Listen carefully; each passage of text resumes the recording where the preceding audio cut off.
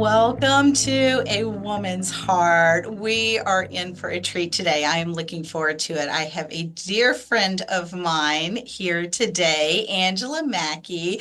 And thanks so much for joining us today, Angela. Thanks for having me, Lisa. I'm excited. You are very welcome. I am looking forward to this. You are one of the sweetest people that I know, and I read the book that you have just put out, and it really was. You have been through a lot, and you're very real and very vulnerable, and yet so hopeful through all of it. So I'm looking forward to getting into that. But before we do, I always love for you to tell us a little bit about yourself and something fun that isn't normally in your bio. Yeah. Well, there's a lot of really interesting things about me because I'm a little bit all over the place. But two of my favorite things to tell. First thing, I am a twin, but we don't look anything alike. Oh, And she is almost 6 inches taller than me. oh my S- goodness. So definitely Yes, not identical. no. And she stole my height and my organizational gene in utero. I'm just saying. Um, but she's amazing and I love her. And then the other thing I love to tell people because nobody believes it, but I have a black belt in martial arts and I was actually an assistant instructor for a while too. Had to step out of it, but man, really, really, really love the opportunity to throw a couple of people down. And I can throw an assailant if I have to. Nobody believes it, but I can. Okay, very good. So I will keep that in mind. I will not jump out at you. Or Good I'll idea. take you with me in some scary places so you can protect us both. There you That is wonderful. That is wonderful. I love that. And yeah, definitely I would not have expected the black belt for you. go. I'm going to look forward to you throwing some people around next time we get together. Yeah. Too funny. Too Yeah. funny. Well, and as I mentioned, you have a new book out, but at the end of the book, you say you didn't want to write it. Correct. Yes. Correct. Why did you not want to write the book? Oh goodness. I didn't want to be known as infertility girl and I also when you write a story that starts from a place of pain, it is really you have to kind of relive it and you have to be in that headspace for a little bit longer. Mhm. And I wasn't sure I really wanted to go back through some of those things. And so, but the Lord was not going to let me not do it. And so, and I kind of fought him for about 15 years, but it's coming out. So the ebook will be out November 19th and the Okay. print copy will be out December 3rd, anywhere you find books. So I'm super excited. Wonderful. Yes, wonderful. Now, was there anything when you were writing this, was there anything that surprised you that you learned about yourself or about God while you were writing this? Because I know writing a book is quite a journey. It's quite a process and you dive into a lot of different things. And I was just kind of wondering if there was anything that surprised you along that way. I'm not really great at communicating with my husband. And you would think that I would have already learned that after, I mean, we're almost at 24 years of marriage. It's Um, 32 here, yeah, and I still every now and again I go, you would think we'd have a better handle on this by now. yeah, yeah, yeah. It was so funny. There are some things that like he's actually reading some of the portions of the book that he was in to make sure, hey, is this accurate? Were you good? Mhm. And he goes, "You felt that way?" And I was like, "We never talked about that." So yeah, I learned I really probably need to communicate a little bit better with my husband. Oh, good. I'm glad you learned that now as opposed to waiting another 20 years. But no, and seriously too, I just when you walk a path that's dark and then you go back to review it to write about it, you Mhm. really see where the Lord was close to you in that darkness in a special, special way. And Mhm. so I just even more so than before, just God's faithfulness and his love, and that, he doesn't waste one tear or one dark moment, but he's going to use it for our good and his glory. And so it really was an opportunity to just see his hand even in the hard things and be thankful for that. Yeah. Yeah. Well, that reminds me of the Footprints poem, Yeah. where the guy looks back and says, "Hey, you know what? There's all these, then there's only one set of footprints when it was really, really hard. Where were you?" And God says, "That's where I carried you. Those were my Mhm. footprints, not yours. I didn't Yeah. leave you. I was carrying you." And that's what when you said that, I was like, oh, that is the first image that came to mind. And that and the saying when they say hindsight's 2020. Because yeah, when you're in the middle of something very difficult, you really kind of have a set of blinders on. You really can't, it's very difficult to see I mean, the forest for the trees, for anything else other than your pain, because it's so up in your face. It's hard to see anything else. So I can see where that would be painful to relive, but also very sweet to see where God was moving where you couldn't see him before. Yes. Well, and then it helps me now too. So when I'm going through dark times now, Hmm. it's given me a new vision for what God's doing now and is showing me some of the things that like, hey, don't lose sight of the present right now. Just because things are hard, there's still goodness and there's still things you can be thankful for right here.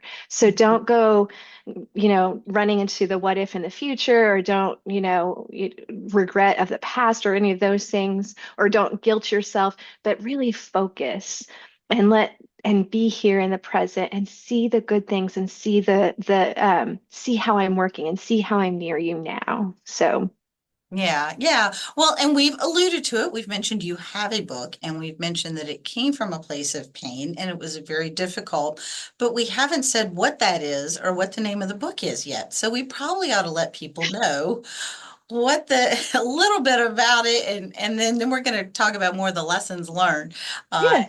and that and some of the other things that I noticed in the book. But real quick, what is the name of the book, and what is it about? Yeah, it's called Difficult to Conceive, A Godly Perspective for the Road Ahead.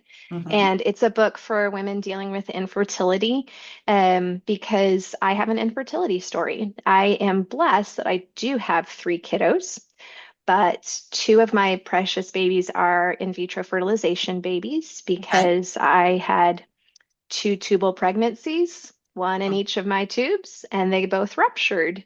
And my husband a few times told me, hey, especially that first one, you probably could have died. And I was like, Psh, you're just being over dramatic. And then later Yeah. on, when I was looking back at it and I'm writing this story, I'm like, oh yeah, I lost a lot of blood. I really probably could have died I there, probably could have. Oh, yeah, it probably better that you didn't realize that then. That would have been even Probably. more on top of everything. So yeah, I can't imagine. I was very blessed. There was only a couple of months where we were trying to have another baby, and I remember the disappointment. Oh, no, I'm not yet. Oh, I'm not. And then I remember thinking at one point, I was like, this is only a few months. This is only a few months. That's I the idea of knowing that I couldn't at all, or people that struggle with the infertility for years. Uh, it was just like, wow, that is a special kind of pain as for a woman. I mean, and then I imagine infertility on a man's part is a different. It's going to attack their level, their identity and their masculinity differently. But I know as a woman, I couldn't even imagine really, truly, because I haven't been there. It took us a few months and then we got pregnant and we were happy and we had a healthy baby boy. And so it was definitely, I was reading, could identify with just the tiny little sliver, because I admit that I haven't been there entirely. Right. Yeah. Well, and because my story's a little different, I lost Mhm. my infertility through like trauma. I mean, Yeah. I don't not like Mhm. but I mean that those were two traumatic events in my Yeah. life, and Hmm. then I was done. A lot of this for women, it's a long, dark, unknown process, Yeah. and it is wrestling out with God, crying out to Him, and just Hmm. it's it's deep sadness because your body was created to support and and have life in it in that Yeah. way. Hmm. And so if you created me to want this, and if you created me to do this, why are you not doing this for me? It is so, so hard. Yeah, it really is. And one of the things that I appreciated that I wanted to bring up, you mentioned the questions. Because sometimes in the church, it's almost like, oh, well, how dare you question God? If you question God, you're a horrible Christian. How dare you? He's going to strike you down in judgment because you should just simply trust him, be happy, happy, and be fine, and just be grateful for what you have, and just kind of, but you don't question God. You don't ask the why question. You can ask different questions, but not ask why because we don't understand that. And then there's almost like this guilt of, but I want to ask why. I want to understand. I don't get it. And you mentioned that asking questions, honest questions of God, doesn't have to drive us away. It can actually bring us closer to Him. And I really liked how you talked about the questioning that way. Yeah, yeah. In my life, when I felt far from him because I had all of these questions, and and in some ways I wanted to ask him, in other ways I didn't. In some ways I wanted to be near to God because I knew who he is, but he Mhm. also could have solved my problem. He could have just said, "Okay, that baby didn't implant in your tube, it implanted in your uterus," or and so. Um, to love a God who is able to he could have Mhm. protected those lives and he chose not to. It's confusing, it's hard. Yeah. And when you're unwilling to ask those questions, why, or I don't understand, or, it keeps a distance between you and the Lord because I mean, you know that with our Oh, friends, yeah. right? When Yeah. when we get into a disagreement or somebody we think has hurt our feelings and we don't say, hey, why did this happen? Or, hey, I don't understand. There's this distance. Even we could be in the same room, but there's still this distance. And the same thing happens with the Lord when we're unwilling to come to Him and just say, I don't understand. And I think the picture that I love thinking about when discussing this um, is when Jacob is wrestling with the Lord, right? Yeah. So he just refuses to let go. He's like, Mhm. I'm not going to let go. I'm not going to let go until you bless me. And that's what we're doing when we're coming to the Lord in the right attitude when we're asking. I mean, you can go, why, God? And not be wanting to listen. That's the wrong attitude. But when you really are just like, Lord, this hurts and I don't understand. Um, and I'm going to cling to you until you bless me, until you help me understand, or even if you don't give me the answer until I hear what I need to hear from you. And because he's the God of all comfort, he says that he's going to comfort us, but if we don't go to him, he can't comfort us. And Mhm. the way we need to go to him is just take our questions. He's big enough to handle that. I mean, you look at Yes. what Jeremiah did in Lamentations, right? Or so many of the psalmists and all over the Psalms are like, why, God, you feel like an enemy, you this, you that. And God doesn't go, these people, I'm writing them off, right? No, Yeah. he's like, I'm here with you. I'm here with you. Yeah. I'm here with you. I have a plan.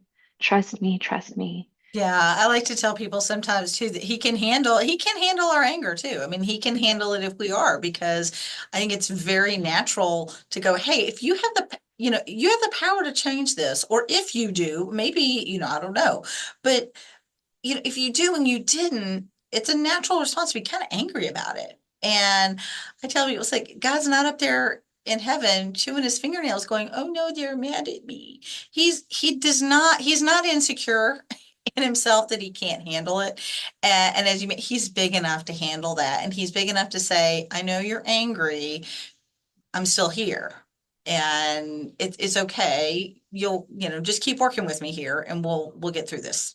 Yeah, take your anger to him. Don't, Yes. bottle it up because Hmm. that's the problem. I mean, Yeah. often we're just like, well, I'm mad at God, and then we go talk to everybody else and tell them that we're mad at God, but we don't talk to God and tell him we're mad at God, right? And Yes. so how about let's go to God and be like, I don't understand and I'm mad.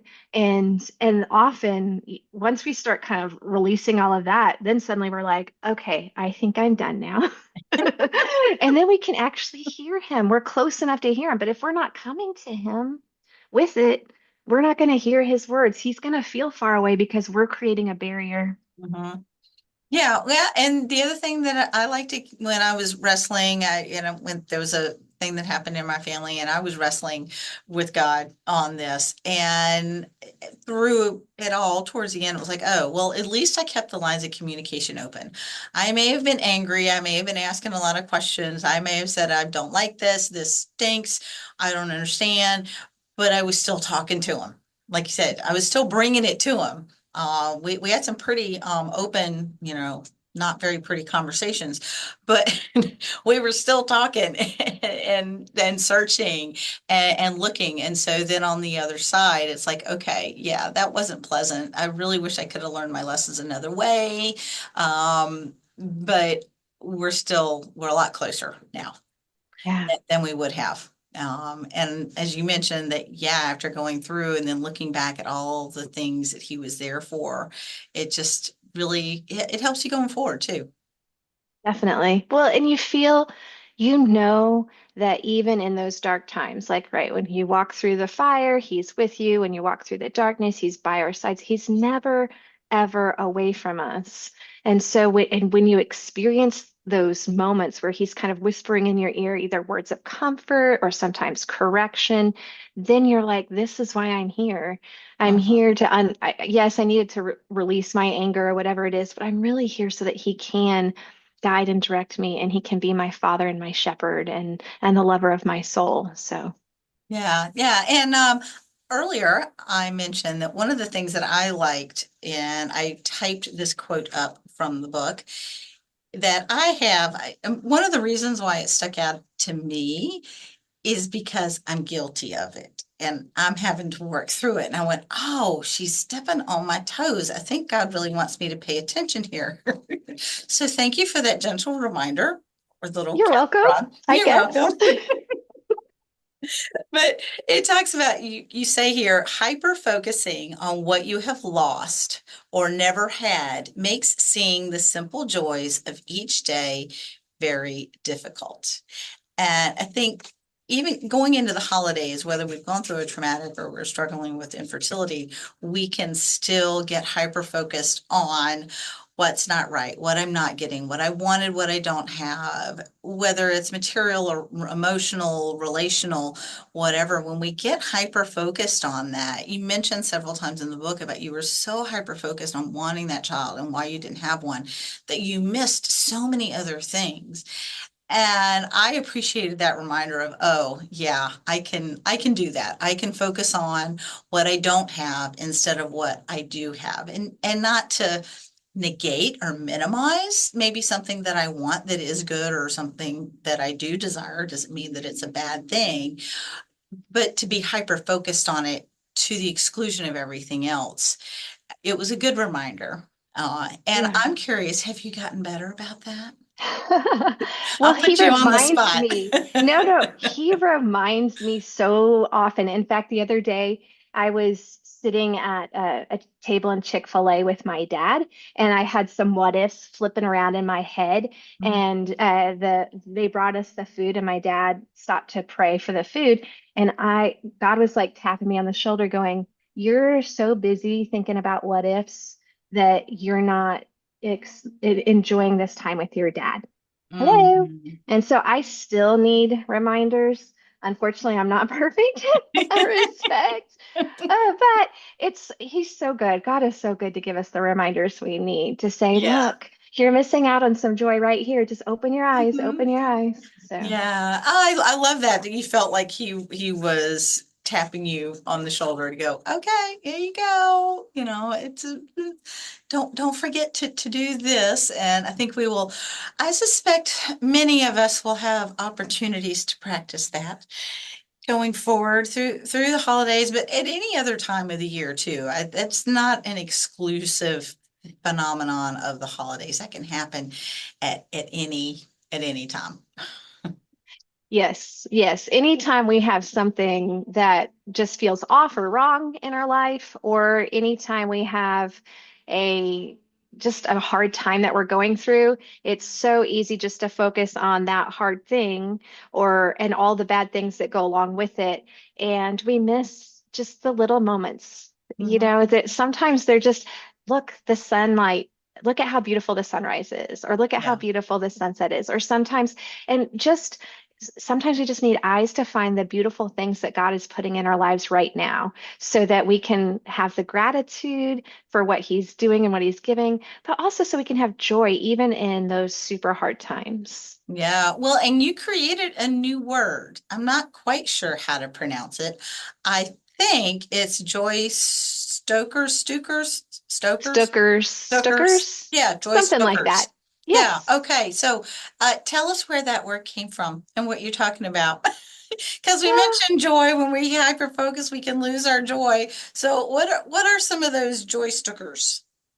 Yeah, well, the way that word came to be is my friend and I were talking, and I was trying to say steal and took, and suddenly it just became stuck instead of yes. So the things that can take or steal our joy, stookers, there's so many of them in our Oh yeah. lives, but Hmm. a few of them, comparison is a huge one, right? Yeah. I want what she has. Why don't I have the three children or the car or the even just sometimes the singing voice or whatever it Mhm. is that we think Yeah. we need. We have a comparison problem. Yeah. The what ifs, what if this happens, what if that happens? We're so focused on the future, we can't see what God's doing now. The if only I could have this, if only I could have, Yeah. if only something was different. We do that too to ourselves. Yeah. One of the other ones that I love, I'm not sure if this one's in the book, but it should have been if it's not. And see, look, I just did it to myself. I call it shoulding.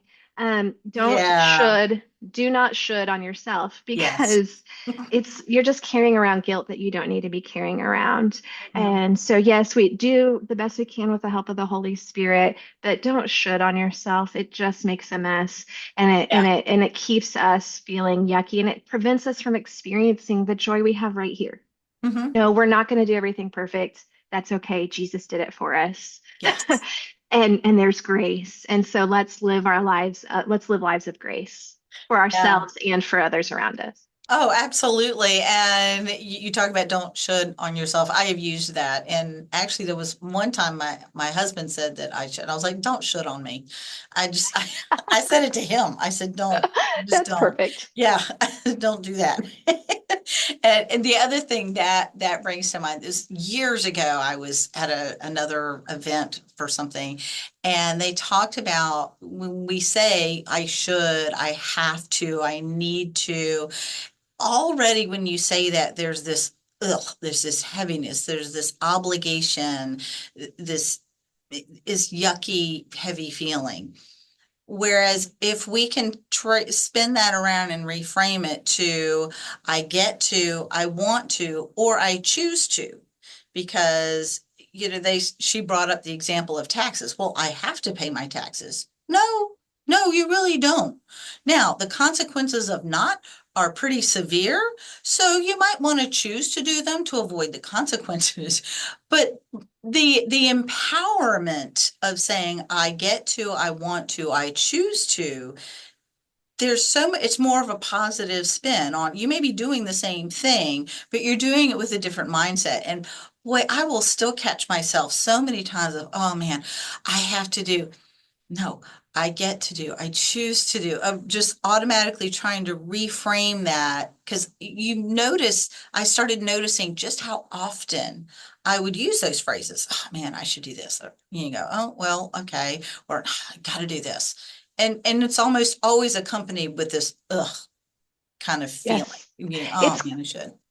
I kind of liken it to some form of guilt, whether, Yeah. I'm never going to live up to this standard or anything. And Mhm. that's, Romans 8:1 tells us that there's no condemnation for those who are in Christ Jesus, right? Yeah. And so when we cling to those shoulds, that totally messes up our ability to live for God and humble and humble gratitude. It makes it a Mhm. drudgery. And so getting to say, yes, I get to now. Here's the thing. I hate dishes. I don't want to ever do dishes. If I could never do a dish, I would cook to make everybody happy. But if somebody would just come along behind me and clean And up the after dishes. me, I I like that would love idea. it. I think that I need to have a live-in sous chef of some sort, but I don't. And so no matter how much I've tried to convince the people living in my house, they just don't believe me that that should be the case. But well, They are but not cooperating with your plan. no, but if I say, you know what, I get to do the dishes, or I am so thankful that I have food to put on these dirty dishes, it totally changes Mhm. where my heart is and my perspective. It doesn't change the circumstances. I still No. get to wash the dishes, Dishes have still got but to be done.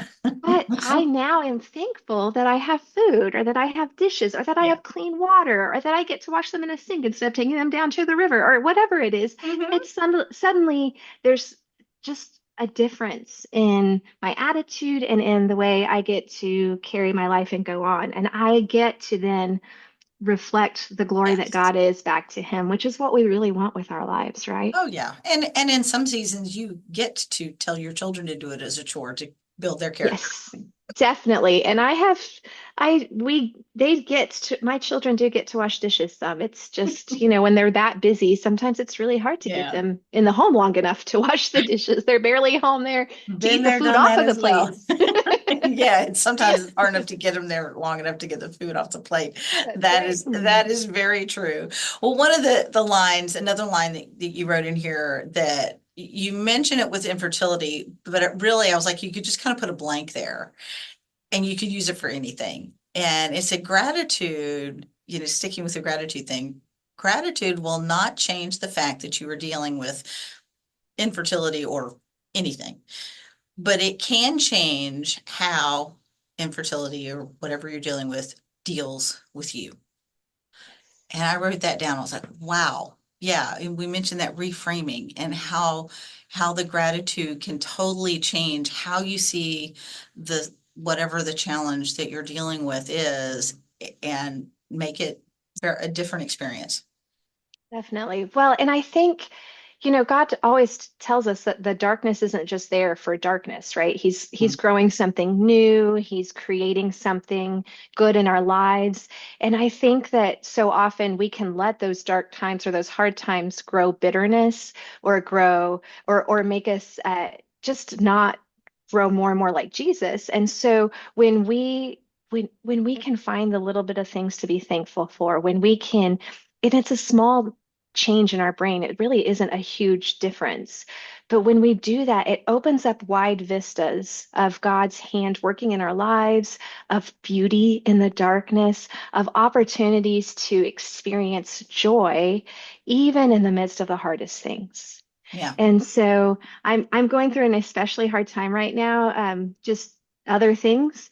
And it's so fascinating that God has me doing this. I'm working on a new book about growing joy in the darkness. And he's like, well, if you're going to write it, you need to have a way to make sure that you're writing it well, that it really works.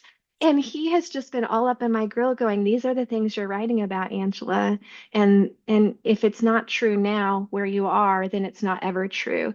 And so I'm even seeing it now in this new hard season Mm. that God is working in beautiful, beautiful ways. And I am so thankful for the way he's doing, what he's doing and how he's doing it, because I get to walk through a new season. It's hard. It's not fun. I Yeah. wish it were different. Don't get me wrong. I cry, I rail, I do all the things. It's not like I'm perfect and going, oh, yay, this is so fun. Happy, happy, joy, joy, because we're going through a tough time. Yeah, No, right. that's not That's not, reality. no, that's not real. But I am seeing his nearness to me in such special ways that I would have missed out on if I wasn't walking this journey. Yeah. Well, I am glad that he is showing himself to be close to you during this difficult time, as much as I wish you were not going through the difficult time. And hope, but that's life. Where so many times we have two things that we're holding at the same time, the joy and the sadness. There's so many times that we hold both. And so whatever I can do to continue to encourage you. And I know you were encouraged along the way as you wrote this book. So I would love to ask you the question that I like to ask everyone is, what would you say to encourage someone to pursue the passion that God has placed in their heart? Because you mentioned that you kind of wrestled with him, but God definitely put this passion to share this book in your heart, and you did, you carried it out. Yes. God's timing and God's purposes are so opposite of our own. And so trust Him with that timeline. Trust Him. One of the things when I was going through infertility, and even that I even think about now, I read Carol Kent's book, When I Lay My Isaac Down. Mm, And a lot of it is about putting our hopes and our dreams on that altar of God and trusting yeah. Him with the fire and seeing what lasts and what doesn't. And when you stand back and whatever hope or dream that is, whatever he's put in your heart, you stand back and let him put it on the altar, even though you want to snatch it back a million times Oh, and say, yeah. this isn't the way it's supposed to be. It needs to be different. We Mhm. need to do this a different way. God, no, no, no, no, no. He will burn what isn't of him. And then he's going to give it back to you in such an amazing way Mhm. that you're going to go, holy moly, this is way different and way bigger and way better than I would have ever done my own. Yeah. So trust him, even if it looks like fire, even if it looks hard, trust him because he's gonna honor that and he's gonna give it back to you way better than what you ever thought it would have been in the first place. Yeah, and more than likely refined because it talks about you heat up, stuff and you skim off the impurities, and that's where I say I've got scorch marks on my backside. I had another word, but I was informed that it doesn't mean that in other English speaking countries, so I changed my word. But yeah, I mean, sometimes I do. I feel like I've got scorch marks on Oh, my backside frequently. because, boy, the heat's been turning up and he's trying to burn some stuff off, and I'm like, ouch, that hurts. That's not fun. But that is some beautiful encouragement, and I love the image of putting it on the altar and then letting him burn off what isn't of him, so that he can give us back something that's even better than, Yeah. than what we imagined. Well, Angela, thank you so much. It has been a delight as always. And if people want to get in touch with you, they want to get the ebook, the regular book, what is the best way for them to connect with you? So I would love it if you would go to my website, rethinkingmythinking.com. Okay. And I have a newsletter there. You'll get a free 9-day devotional if you sign up for my newsletter. That's the best way to keep up with all things going on with me. Okay. And then the book, like I said, it'll be available as an ebook starting on November 19th on Amazon. And then it'll be available wherever books are sold in print on December 3rd. So, Yay! Exciting! yes. Exciting. Well, I wish you the best with that and wish you the best in writing in book number two. And thank you so much. I really appreciate you taking the time out to speak with us today. Thanks for having me, Lisa. It's great.